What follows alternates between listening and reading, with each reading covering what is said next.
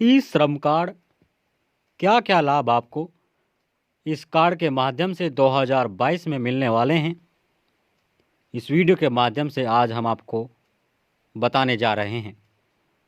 मेरे प्यारे साथियों, जैसा कि आप जानते हैं, सरकार की तरफ से एक हज़ार रुपया जिस किसी ने भी अपना यह ई श्रम कार्ड बनवा लिया है, उनके बैंक खातों में 1,000 रुपये की धनराशि डाली जा चुकी है। कुछ ऐसे भी लाभार्थी हैं जिन्हें इसका लाभ नहीं मिला है, तो दोस्तों आपको घबराना नहीं है। जैसे ही आपका बैंक खाता वेरीफाई सरकार कर लेती है, तो आपके खाते में भी पैसा ई श्रम कार्ड भरण पोषण भत्ता योजना के तहत ट्रांसफ़र कर दिया जाएगा। तो अभी हम बात करेंगे ई श्रम कार्ड के लाभ के बारे में। एक ई श्रम कार्ड होने से आपको 18 सबसे बड़े लाभ इससे प्राप्त होते हैं। आपको ई श्रम कार्ड के माध्यम से किन किन योजनाओं का लाभ मिलेगा, और हर महीने आपको 3,000 रुपये का पेंशन भी मिलेगा, यह बिल्कुल सच है। कोई भी गलत जानकारी आपको इस चैनल के माध्यम से नहीं दी जाएगी, आप यहाँ पे देख सकते हैं। तो चलिए इस वीडियो की हम शुरुआत कर लेते हैं और ई श्रम कार्ड के लाभ के बारे में जान लेते हैं, और ई श्रम कार्ड से जुड़ी सभी योजनाओं के बारे में भी आपसे जान लेते हैं। सबसे पहले मैं आपके साथ एक जानकारी शेयर करना चाहूँगा। प्रदेश सरकार के अंतर्गत आने वाले 3,81,00,000 श्रमिकों को सरकार पैसा सीधा उनके खातों में ट्रांसफ़र करेगी, परंतु अभी पैसा ट्रांसफ़र हुआ है 1,50,00,000 से अधिक श्रमिकों के खातों में ही। जो बाकी बच्चे यहाँ पर श्रमिक है, उनके बैंक अकाउंट में सरकार की तरफ से जैसे ही उनका बैंक खाता अप्रूव हो जाता है, सरकार उसको वेरीफाई कर लेती है, तो 1,000 रुपये उन्हें भी दे दिए जाएंगे। और बताया जा रहा है कि दोस्तों 2 दिनों बाद सभी के अकाउंट में पैसा सरकार ट्रांसफ़र कर देगी। अब जो ज़रूरी अपडेट है आपके लिए, उसे जान लेते हैं। श्रम एवं रोजगार मंत्रालय के अंतर्गत भारत सरकार द्वारा देश के लगभग 38 करोड़ श्रमिकों के सामाजिक एवं आर्थिक विकास के लिए सरकार ने ई श्रम कार्ड 3,000 पेंशन देने का उन्हें ऐलान भी किया है, और साथियों इस पोर्टल को लॉन्च भी किया है, जिसके तहत सभी श्रमिकों के बैंक खातों में सरकार की तरफ से 3,000 रुपये प्रतिमाह पेंशन ट्रांसफ़र की जाती है। दोस्तों हर महीना आप यह पेंशन ले सकते हैं। और मैं आपकी जानकारी के लिए आपको यही बता दूं, मान लीजिए परिवार में एक सदस्य जो मुखिया है, उन्होंने यह कार्ड बनवाया, तो उन्हें पेंशन मिलेगी 3,000 रुपये, और किसी कारणवश इनका देहांत हो जाता है तो उनकी पत्नी को 3,000 नहीं बल्कि 1,500 रुपया प्रतिमाह पेंशन सरकार की तरफ से दिया जाएगा। साथियों ई श्रम कार्ड से जुड़े हुए सभी लाभ आप यहाँ पर देख पाएंगे। ई श्रम कार्ड के माध्यम से ई श्रम कार्ड योजना 2022 के तहत सभी श्रमिकों को 12 अंकों का एक नंबर दिया जाएगा। जैसे आधार नंबर होता है, उसी प्रकार से आपको 12 अंकों का ई श्रम कार्ड नंबर मिलेगा, और 3,000 रुपये प्रतिमाह पेंशन आपको मिलेगी इस एक कार्ड की सहायता से। हम आपकी जानकारी के लिए बता दें, यह लाभ सरकार की तरफ से सभी को दिया जाएगा। जिन सरकारी योजनाओं के तहत उन्हें लाभ प्राप्त होगा वह कुछ इस प्रकार से दी गई है। आप इन सभी योजनाओं का लाभ देख सकते हैं, किस योजना के तहत क्या लाभ मिलता है। जैसा कि मैंने आपसे कहा 18 से अधिक लाभ है। पहली योजना का नाम है प्रधानमंत्री श्रम योगी मानधन योजना। प्रधानमंत्री श्रम योगी पेंशन योजना के अंतर्गत 3,000 रुपये प्रतिमाह पेंशन मिलता है, PMSYM। पहली योजना है प्रधानमंत्री श्रम योगी मानधन पेंशन योजना, जिसके तहत आपको मिलेगा 3,000 रुपये पेंशन हर महीने। दूसरी योजना की बात कर लेते हैं। साथियों इस योजना में दुकानदारों को, व्यापारियों को स्वनियोजित व्यक्तियों को एनपीएस व्यापारी के लिए राष्ट्रीय पेंशन योजना की शुरुआत की गई है। जो एनपीएस ट्रेडर्स होते हैं उन्हें भी सरकार 3,000 रुपये प्रतिमाह लाभ देगी।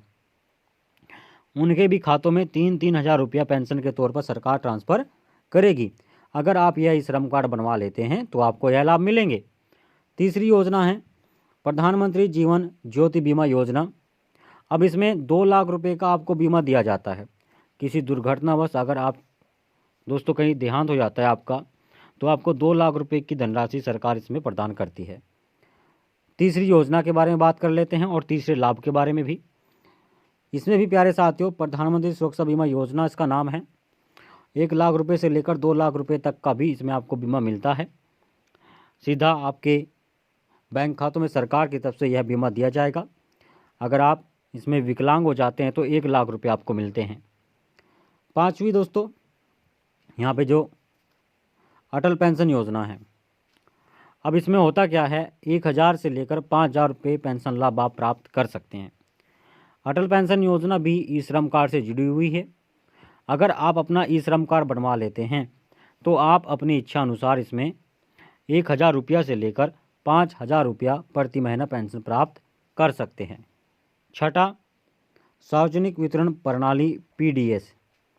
अब इसमें होता क्या है दोस्तों, इसके तहत आपको बिल्कुल फ्री में मुफ्त में राशन सरकार देती है।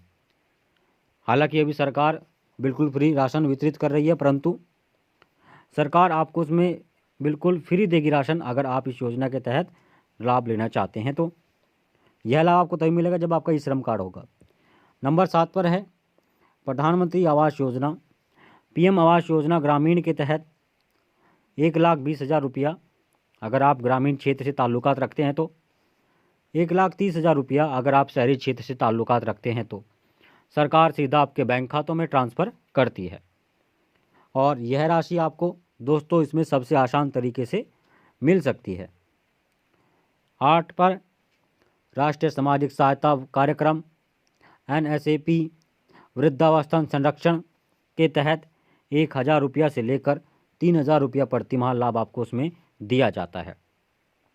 दोस्तों अगर आप दिव्यांग हैं, आप वृद्धावस्था धारक है, तो आप यह लाभ इसमें उठा सकते हैं। एक तरह से यह पेंशन ही है जो सरकार लाभार्थियों को पात्र जो होते हैं उन्हें देती है। 9 पर आयुष्मान भारत प्रधानमंत्री जन आरोग्य योजना।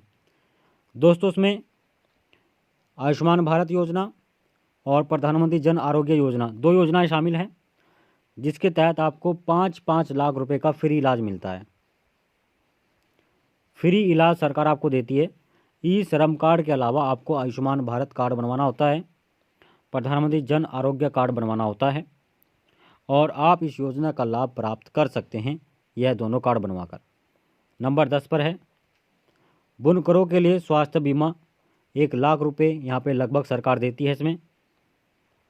अगले लाभ की बात कर लेते हैं। राष्ट्रीय सफाई कर्मचारी वित्त और विकास निगम। दोस्तों उसमें 3,000 रुपये प्रतिमाह पेंशन दी जाती है और समय समय पर सफाई कर्मचारियों को भरण पोषण भत्ता के तहत भी लाभान्वित सरकार करती है। 1,000 रुपये उन्हें भरण पोषण भत्ता के तहत सरकार द्वारा दिया जाता है। हाथ से मैला ढोने वालों के पुनर्वास हेतु स्वरोजगार योजना संशोधित, इसमें कभी भी हो सकता है। 3,000 रुपये, 2,500 रुपये, 4,000 रुपये तक का लाभ सरकार यहाँ पे देती है।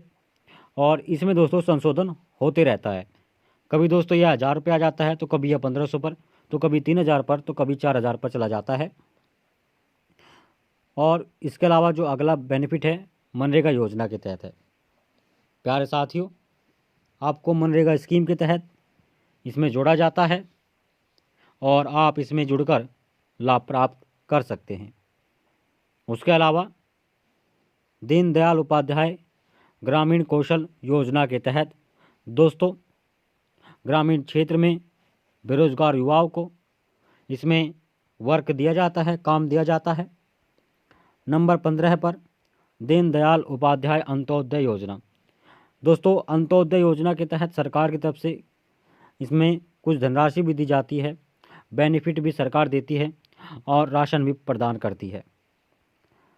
नंबर 16 पर है, प्रधानमंत्री स्वनिधि योजना के तहत 10,000 रुपये आप बैंक खाते से निकाल सकते हैं। आपके खातों में पैसा हो या ना हो तब भी दोस्तों आप बैंक से 10,000 रुपये तक का लोन ले सकते हैं। किसी इमरजेंसी स्थिति में आपको यह बेनिफिट मिल जाएगा। उसके बाद प्रधानमंत्री कौशल विकास योजना के तहत पढ़े लिखे युवाओं को, बेरोजगारों को, महिलाओं को, युवतियों को, छात्राओं को, छात्रों को इसमें रोजगार दिया जाता है। उन्हें काम दिया जाता है, उन्हें सिखाया जाता है, उन्हें आत्मनिर्भर बनाया जाता है और उसके बाद उन्हें नौकरी पर रख लिया जाता है और उनके जीवन को दोस्तों आगे सरकार द्वारा बढ़ाया जाता है। प्रधानमंत्री रोजगार सृजन कार्यक्रम के तहत सरकार इसमें रोजगार के नए नए उपाय बेरोजगारों को सुझाती है और आगे बढ़ने के लिए प्रेरित करती है। इसके अलावा दोस्तों यहाँ पे जो 3,000 रुपये पेंशन होता है वह आप उसका लाभ ले सकते हैं। सभी श्रमिकों के खातों में यह 3,000 रुपये का पेंशन सरकार की तरफ से दिया जाएगा अगर वह इसमें सही तरीके से जुड़ जाते हैं तो। ई श्रम कार्ड कौन बनवा सकता है? उसका उम्र 15 से 59 साल के बीच है तो वह अपना ई श्रम कार्ड बनवा सकते हैं बिना किसी परेशानी के। अगर इससे उम्र कम और इससे ज़्यादा है तो उनका ई श्रम कार्ड नहीं बनेगा। सरकार ने यह नियम पारित किया है। ई श्रम कार्ड कौन नहीं बनवा सकता है? इनकम टैक्स न भरता हो, EPFO ESIC का सदस्य न हो तो दोस्तों वह इसका लाभ ले सकते हैं और यह कार्ड बनवा सकते हैं। उसके अलावा श्रमिक असंगठित क्षेत्र में कार्य न करता हो, यानी कि उसकी कोई नौकरी न हो और उसे लाभ मिलता है। उसके अलावा उपरोक्त यह सभी जानकारी दोस्तों आपके लिए ज़रूरी है। अगर आप ई श्रम कार्ड बनवाना चाहते हैं तो दोस्तों आपको मैं बता चुका हूं कि आपको क्या नहीं होना चाहिए। अब अगर आपके मन में कोई डाउट है, कोई सवाल है, करना चाहते हैं तो आप कर सकते हैं। हम आपके हर सवाल का जवाब देंगे और आपसे विनती करेंगे कोई भी सवाल है तो क्लियर कमेंट कर दीजिए, उसका तुरंत जवाब मिलेगा और समस्या का समाधान भी मिलेगा। चैनल सब्सक्राइब नहीं किया, चैनल को सब्सक्राइब करना न भूलें।